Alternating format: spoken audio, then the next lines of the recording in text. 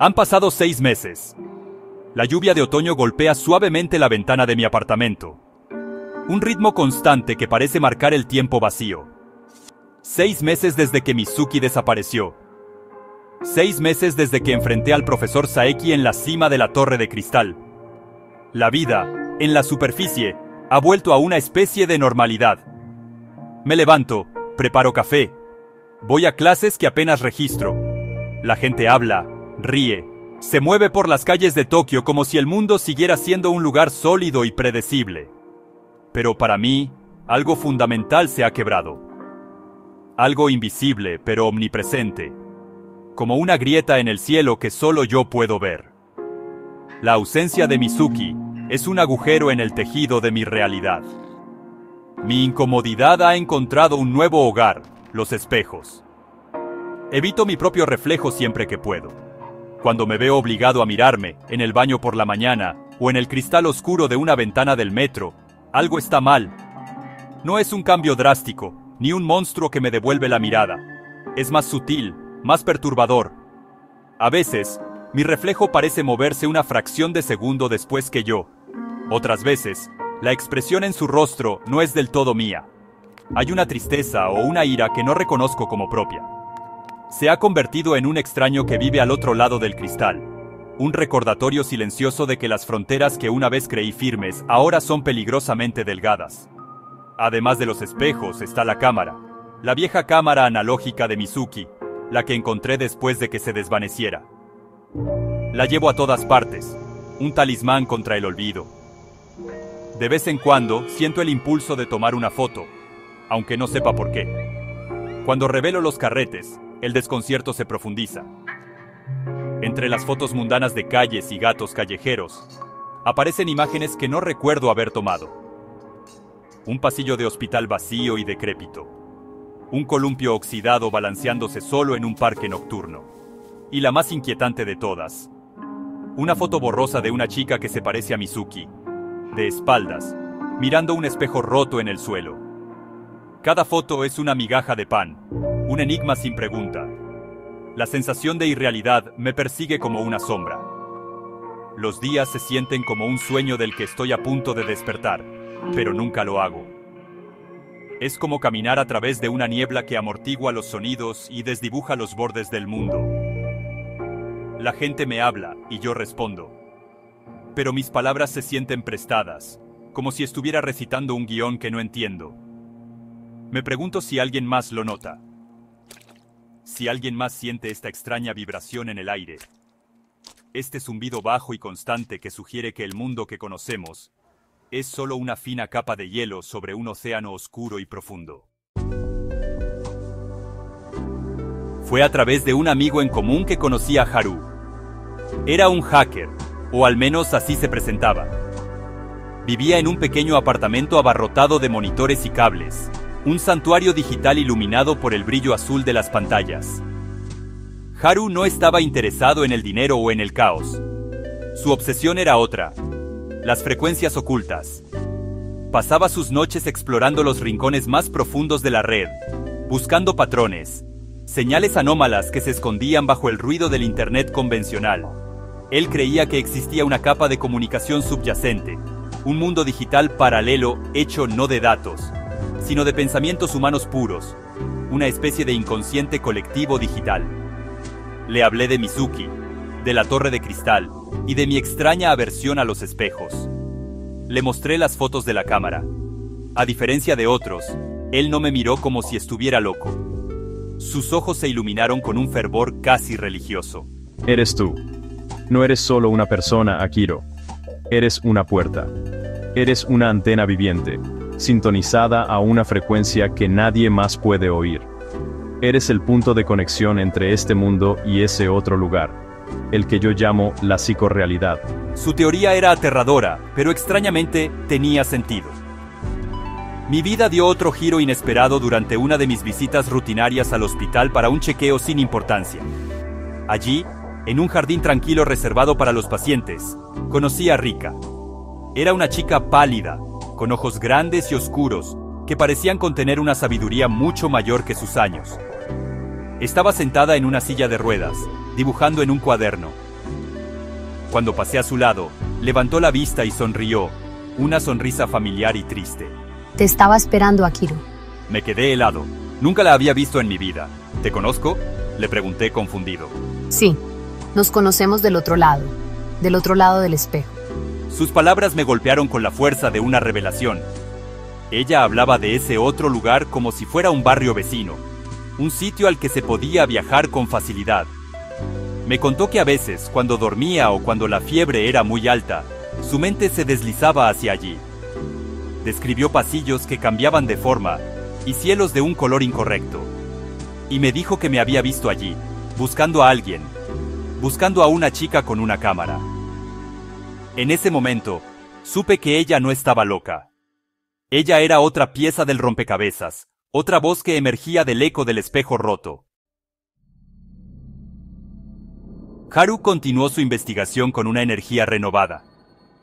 Usando mi extraña frecuencia como una especie de llave digital, logró acceder a lugares de la Deep Web que antes le estaban vedados. Una noche, me llamó, su voz tensa por la excitación y el miedo. Lo encontré, Akiro. Encontré un nido. Me guió a través de una serie de proxies y cortafuegos hasta un foro de aspecto arcaico. Se llamaba Hecho. El diseño era simple. Texto negro sobre un fondo gris. No había nombres de usuario, solo identificadores numéricos anónimos. Los mensajes eran fragmentados, crípticos, como extractos de un diario de sueños febriles. Hablaban de cruzar el cristal, de la estática y de el hombre que construye puentes. Me pasé horas leyendo los mensajes, sintiendo un creciente pavor con cada línea.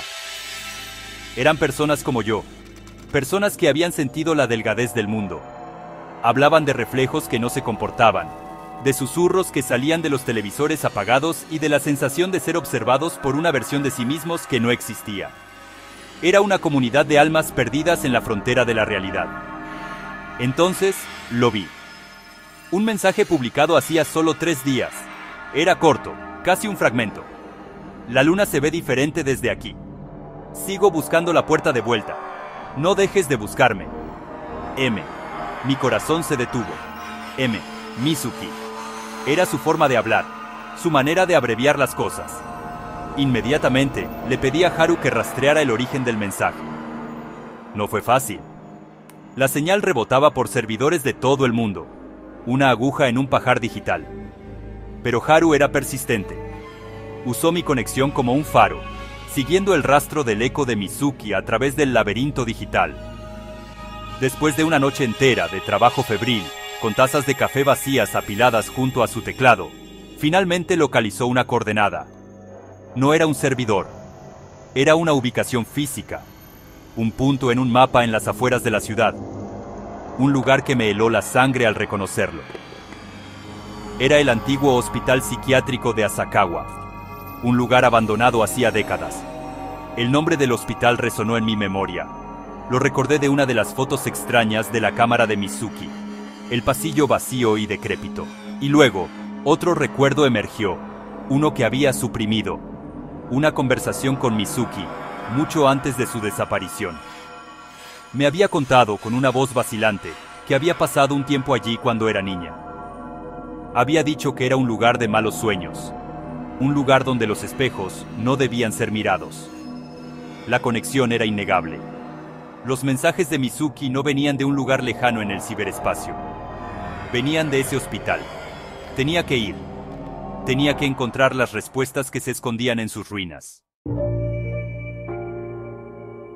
El hospital psiquiátrico de Asakawa se alzaba como un esqueleto contra el cielo gris. Las ventanas eran cuencas vacías y la pintura se desprendía de las paredes como piel muerta. El silencio que rodeaba el edificio era pesado, antinatural. Entré por una puerta que colgaba de sus bisagras y el aire del interior me golpeó. Frío, húmedo y cargado con el olor a polvo y decadencia. La luz del día apenas penetraba, creando largas sombras que se retorcían como criaturas vivas en los pasillos interminables. Cada paso que daba resonaba en el silencio, un eco solitario en un lugar olvidado por el tiempo. La sensación de ser observado era abrumadora. Mientras exploraba las salas en ruinas, encontré cosas que no tenían sentido. En una habitación, todas las superficies reflectantes, los espejos, los cristales de las ventanas, incluso los trozos de metal pulido, habían sido sistemáticamente destrozadas o cubiertas con pintura negra. En otra, encontré dibujos infantiles pegados a las paredes. Representaban figuras humanas de palo de pie junto a versiones sombrías de sí mismas, conectadas por una línea a un espejo. Eran dibujos perturbadores, infantiles pero llenos de una comprensión aterradora. En el suelo de una de las salas de terapia, encontré un viejo proyector de diapositivas y una caja de carretes. La curiosidad venció a mi miedo. Conecté el proyector a una toma de corriente que, milagrosamente, todavía funcionaba. La primera diapositiva iluminó la pared polvorienta. Era un documento, un informe de un experimento. El título era Proyecto Espejo, un estudio sobre la psicorrealidad. El texto describía intentos de establecer un puente con una dimensión paralela, formada por la conciencia colectiva. Hablaba de usar a pacientes jóvenes, especialmente aquellos con una alta sensibilidad psíquica, como conductos. Hojeé las diapositivas. Y mi horror creció. Eran fotos de niños, sentados en sillas frente a grandes espejos, con electrodos pegados a sus cabezas. Y en una de esas fotos, reconocí a una niña de rostro familiar. Era Mizuki. La revelación cayó sobre mí como una losa de hormigón. Mizuki no era solo una víctima casual. Había sido parte de esto desde el principio. El hospital no era solo un mal recuerdo de su infancia. Era el origen de todo. Estos experimentos, dirigidos por un nombre que aparecía en cada informe, un nombre que ya conocía demasiado bien, habían fracturado algo dentro de ella. Habían abierto una puerta que nunca debería haberse abierto. El profesor Saeki no la había elegido al azar en la torre de cristal. La había estado observando, esperando. Ella era su experimento más exitoso, la llave que había estado buscando durante décadas. Y yo, de alguna manera, me había enredado en su red. Impresionante, ¿verdad? El lugar donde todo comenzó. La voz resonó desde el final del pasillo, tranquila y autoritaria. Me di la vuelta bruscamente, de pie entre las sombras, con la misma calma imperturbable que recordaba, estaba el profesor Saeki. No parecía haber envejecido ni un día. Su traje estaba impecable, un contraste surrealista con el decrépito entorno.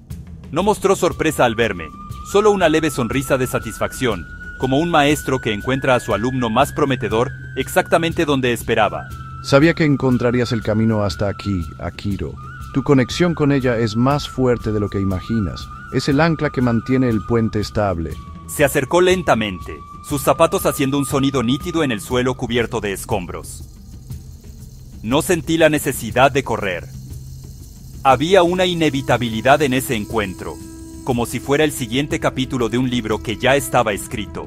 La frontera que creías tan sólida nunca lo fue. Siempre ha sido permeable. Un espejo de dos vías. Lo que yo he hecho es simplemente encontrar la manera de mantener la puerta abierta. Explicó su teoría de la psicorrealidad, no como un mundo digital, como creía Haru, sino como un plano físico real, un universo reflejado moldeado por nuestros pensamientos, miedos y deseos colectivos. Durante años busqué la clave. Probé con muchos sujetos, la mayoría se rompían, sus mentes no podían soportar la dualidad. Pero Mizuki, ella era diferente. Nació en la frontera, podía mirar en ambas direcciones sin desmoronarse. Ella es el pilar.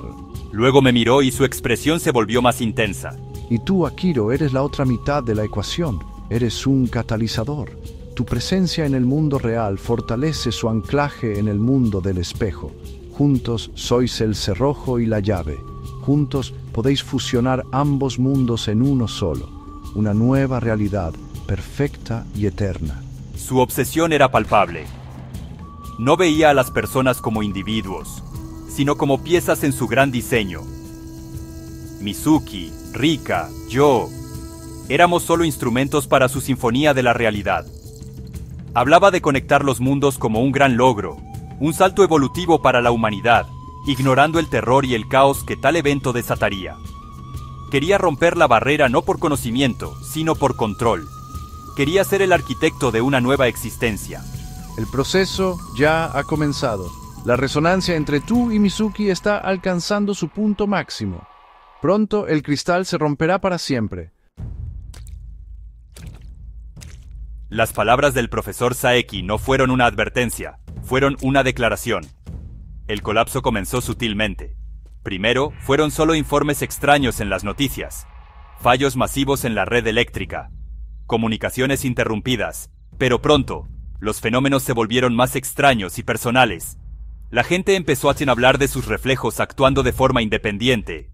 Un oficinista vio a su doble sonreírle siniestramente desde el pulido mármol del vestíbulo de su edificio. Una mujer juró que su reflejo en el espejo del baño se había negado a moverse durante casi un minuto.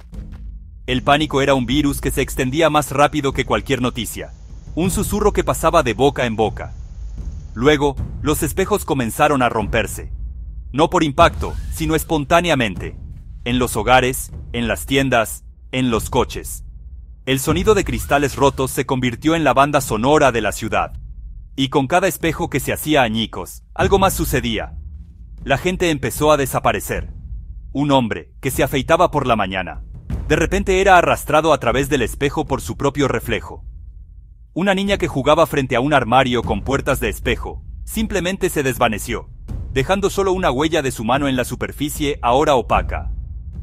El mundo se estaba desgarrando por las costuras, y la gente estaba cayendo por las grietas. Corrí por las calles, un caos que superaba cualquier pesadilla. El cielo había adquirido un extraño tono violáceo, como un hematoma. Las superficies reflectantes ya no mostraban el mundo real.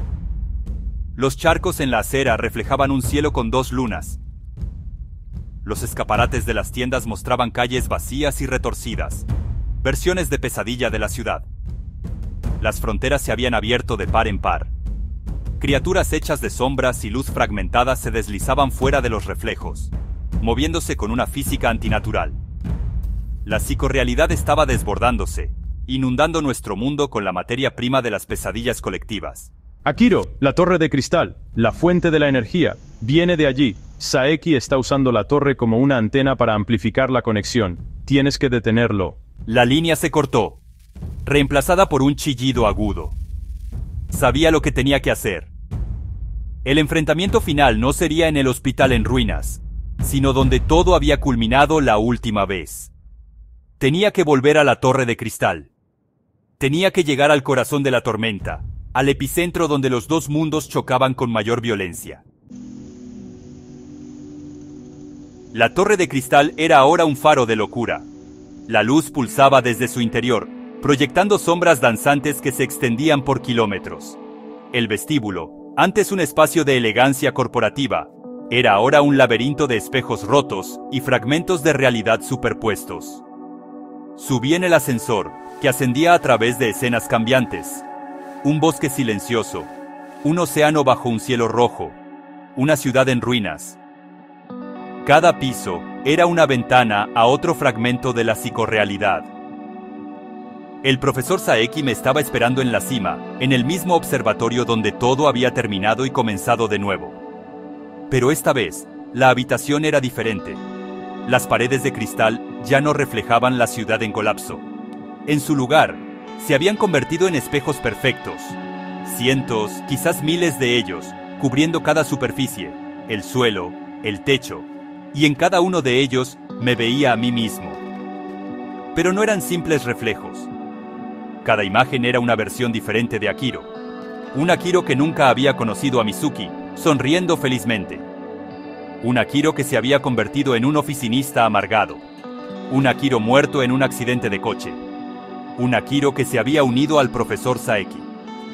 Eran las infinitas posibilidades de mi vida, los caminos no tomados. Todos mirándome con una mezcla de acusación, envidia y lástima. Bienvenido a la encrucijada, Akiro, la sala de los 1000 espejos. El nexo entre todas las realidades posibles. Aquí es donde se toma la decisión.